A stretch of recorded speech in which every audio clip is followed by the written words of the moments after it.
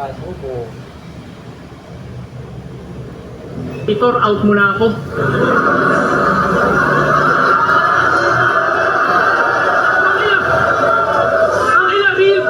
Real talk, kami ni Sak talaga na pa. Yo, Dad, nigga want to say that. Diba? Kaya gano'n na lang. Kaya gano'n na lang kung bastos-bastusin siya ng mga nakakalaban mo sa entablado. Kasi ikaw mismong asawa, sinasa publiko yung mga bagay yung pribado. Pinagyayabang mo, wala kayong kumalat na skandal ka mo. Ikaw mismo naglalarawan ng kanyang kalaswaan sa isip ng mga nakakasama mong tao. Di ba? Di na ako magugulat kung maraming nakakaalam nito na tinitext mo. O kahit si Pibus, bigla mong tawagan para ikwento mo lang yung pagsisex nyo. Pasang malupit doon pag sinagot ka lang ng let's go, Shei, let's go.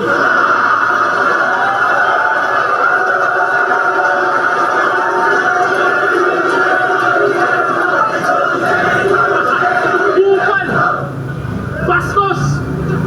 Bastos na asawa! Hoy! Baka nakakalimot ka sa yung tumulong sa'yo nung palaos na yung karera nito.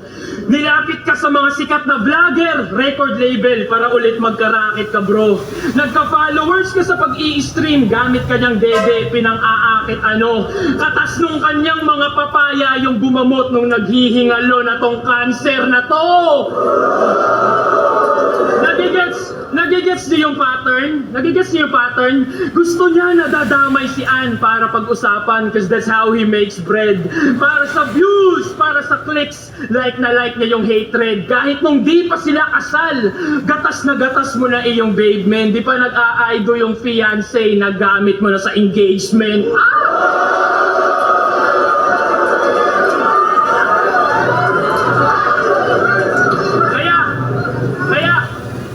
Ganun na, di ba? Kaya okay lang sa kanya na tira-tirahin yung taong dahilan kung ba't siya nandyan. Si Ann yung pagpipiestahan sa Facebook feed, tas ang nabubusog ay ang tanginang yan. Sa yung nilalait-lait, ikaw nag-aabang lang. Sa yung tinitira-tira, pero ikaw yung nagkakaroon dala ng mga panlaman siyan, tanginang yan. Di ba? Isipin nyo, gagi! Isipin nyo, gagi! Isipin nyo, gagi! Wala na kasi siyang hype, kaya kailangan niya yung misis niya lagi. Para yung atensyon natin ma-focus doon sa may katawan para lang pagtakpan kanyang pagiging nobody. Kasi, real talk pare, kung walang Ann Mateo, matagal na dapat walang Sei. Isipin mo yan. Ang masaklap, naghuhubad siya ng damit nang mabihisan ka lang.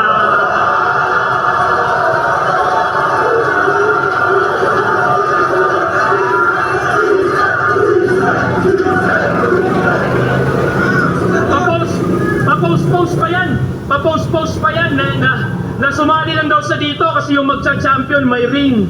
Di mo naisip sampal sa misis mo yun, walang yaka? Bugo mapagkabana, naghahanap ka pang ibang ring pare, wala nang kasing mas makalaga sa singsing na suot-suot ng iyong asawa. Ganto man damay ng pamilya, tas ikaw lang yung solong nakatamo. And bitch, son, you so bad, tatawagin akong lolo ng anak mo. Dinipensahan ko pa iyong misis kung di mo natatanto. Puta, talo ka na nga na inlove pa sa akin asawa mo.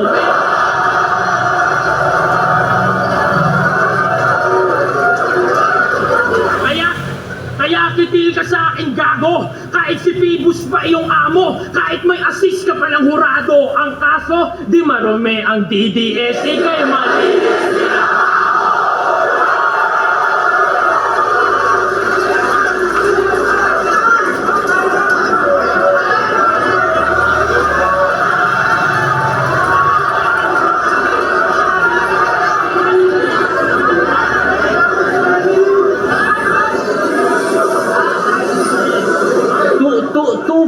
Two-face talaga si Sixth Threat no?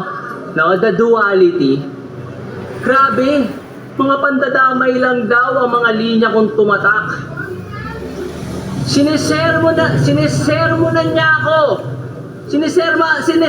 niya ako sa pandadamay. Tapos biglang dinamay niya si Sak. Grabe, sabi ko na dadamay na naman asawa ko. Akin na tong nakutuban. Naiinggit ka ba? Kasi kayo ng asawa mo hindi nagtutulungan.